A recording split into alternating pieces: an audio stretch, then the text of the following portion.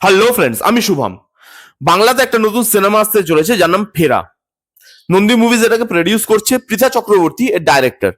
কাস্টে কে আছে? কাস্টে আছে ঋত্বিক দা এবং সঞ্জয় মিশ্রা। ভাবুন, এটা হচ্ছে কাস্টিং একটা সিনেমার।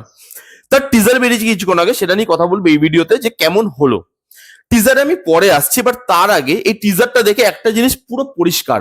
সেটা হচ্ছে বাংলা ইন্ডাস্ট্রিতে এই সময় দাঁড়িয়ে রাইটার নেই, কনসেপ্ট নেই, আইডিয়া নেই, স্টোরি হচ্ছে না। বাংলা ইন্ডাস্ট্রিতে ইমিডিয়েটলি দরকার একটা ভালো গ্রুপ অফ রাইটার, যারা ভালো কনসেপ্ট আনতে পারবে, নতুন কনসেপ্ট আনতে পারবে। একটা টিজার বার করেছে, আপনি টিজারটা দেখুন। আমি বলছি না টিজারটা খারাপ হয়েছে, কিন্তু টিজারটা আপনাকে নতুন কি প্রোভাইড করছে গল্প ওয়াইজ। এখানে গল্প কি দেখানো হচ্ছে? ঋত্বিক দা এবং সঞ্জয় মিশ্রা বাবা ছেলে, বাবা ছেলে সম্পর্কের গল্প। বাবা ছেলে তারা দুজনেই কলকাতায় থাকে, তাদের গ্রামের বাড়ি আছে। বাবা কলকাতায় থাকলেও বাবার মন পড়ে আছে গ্রামের বাড়িতে। বাবা সেখানে ফিরে যেতে চায়। ঋত্বিক দা তাকে সেখানে একা ছাড়তে চায় না, যেহেতু একটা এজ ইস্যু আছে। ছেলের সঙ্গে থাকলে আপদে বিপদে ছেলে তাকে হেল্প করতে পারবে, সেই জন্য একসাথে রেখে দেওয়া। কিন্তু বাবা কোনোভাবেই সেখানে থাকতে চাইছে না, তার মন বসছে না। এই নিয়ে ছেলে আর বাবার মধ্যে, মানে ঋত্বিক দাস সঞ্জয় মিশ্রার মধ্যে ঝামেলা, দ্বন্দ্ব। এই সম্পর্ক, এই দ্বন্দ্ব শেষ অব্দি কোথায় গিয়ে দাঁড়ায়, এই নিয়ে এই গোটা সিনেমা। এই ধরনের গল্প বাংলা ইন্ডাস্ট্রিতে আপনি কতগুলো দেখেছেন নিজে গুণে বলতে পারবেন? ঋত্বিক দাকে আপনি কাস্ট করছেন একই ধরনের রোল, কেন? ঋত্বিক দা কেন বারবার একই ধরনের রোল সাইন করছে?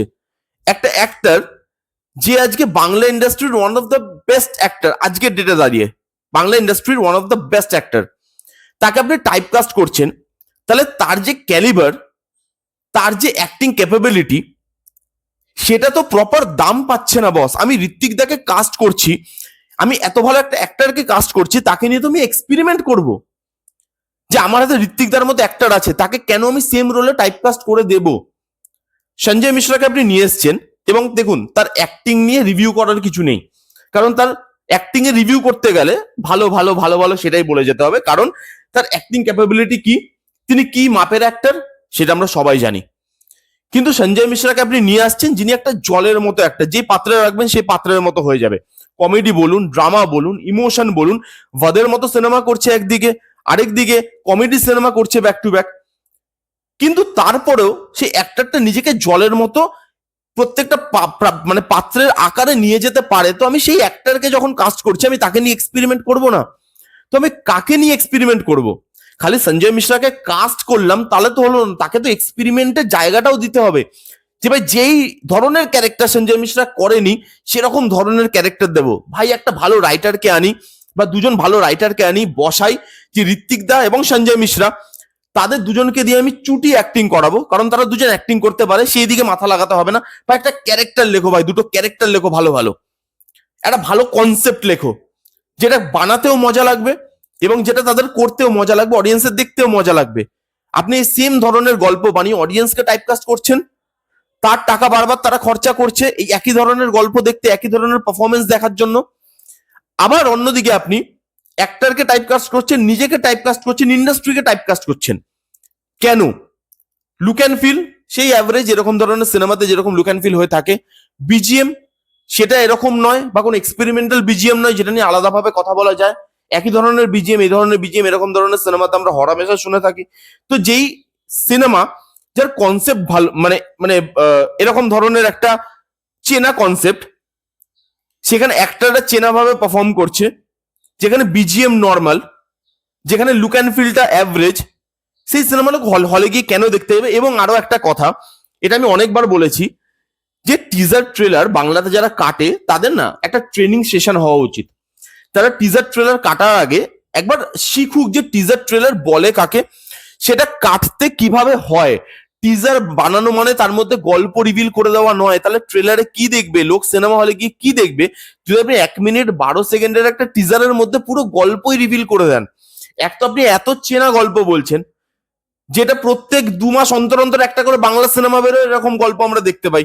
সম্পর্কের গল্প, কখনো বাবা মেয়ে, কখনো বাবা ছেলে, কখনো ভাই ভাই, কখনো হাজবেন্ড ওয়াইফ এরকম ধরনের সম্পর্ক আমরা দেখতে পাই, চার দেওয়ালের মধ্যের গল্প আমরা দেখতে পাই। আপনি তো চেনা গল্প বলছেন না, তো টিজারটা আপনি ইন্টারেস্টিং ওয়েতে কাটুন। 1 মিনিট 12 সেকেন্ডের টিজারে আপনি সব বলে দিচ্ছেন। তাদের গ্রামের বাড়ি আছে, তারা গ্রামে যেতে চাইছে, তার বাবা যেতে চাইছে, তার বাবা যেতে পারছে না, ঋত্বিকদার সঙ্গে ঝামেলা লাগছে, সবকিছু শেষ অব্দি বাবা ছেলের হয়তো মিল হয়ে যাবে, এরকমই কিছু একটা এন্ডিং হবে বা কোনো ট্র্যাজিক এন্ডিং হবে। আর কি রইলো তাহলে সিনেমাটা দেখতে যাওয়ার? এগুলো নিয়ে ক্রিটিসাইজ যদি না করি অ্যাজ রিভিউয়ার, বাংলা কন্টেন্ট বেরোচ্ছে এবং সেগুলো একই ধরনের দেখার পরও অ্যাজ রিভিউয়ার যদি সবকিছুকে ভালো ভালো ভালো ভালো বলতে থাকি, তাহলে রিভিউয়ার হিসাবে আমি নিজেকেও টাইপকাস্ট করে দেবো কোথাও গিয়ে, এবং সেটা আমি করব না। সঞ্জয় মিশ্রা আছে, তারপরেও এই টিজারটাকে আমি খুব আহামরি বা নতুনত্ব টিজার, নতুন কিছু প্রোভাইড করছে সেটা বলতে পারবো না।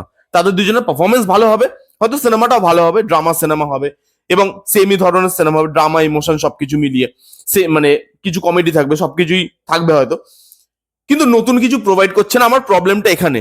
টিজার এরকম ধরনের মুভি যদি এখানে না হতো, এই টিজারটাকে আমি ভালো টিজার বলতাম, কিন্তু এত দেখে ফেলেছি, অডিয়েন্স এত দেখে ফেলেছে, খুব অ্যাভারেজ একটা টিজার।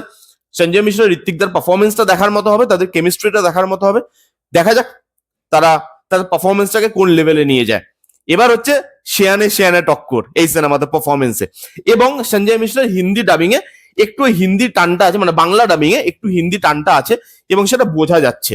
সেটা ডাবিং করলে হয়তো ঠিক হতো, বাট ঠিক আছে, ম্যানেজেবল। এই ছিল রিভিউ। কারা কারা দেখেছেন টিজারটা এবং মানে আমার মতের সাথে কারা কারা সহমত পোষণ করেন আমি যেগুলো বললাম সেগুলোর ব্যাপারে কমেন্ট করে জানান। কাদের কিরকম লেগেছে সেটা কমেন্ট করে জানান। এই ছিল ভিডিও। কেমন লাগলো ভিডিওটা জানাতে ভুলবেন না। ভালো লাগলে please give it thumbs up, like করবেন, কমেন্ট করবেন, শেয়ার করবেন, চ্যানেলটাকে মাস্ট সাবস্ক্রাইব করবেন। দেখা হচ্ছে নেক্সট কোনো ভিডিওতে। ততক্ষণ bye bye, take care and be safe.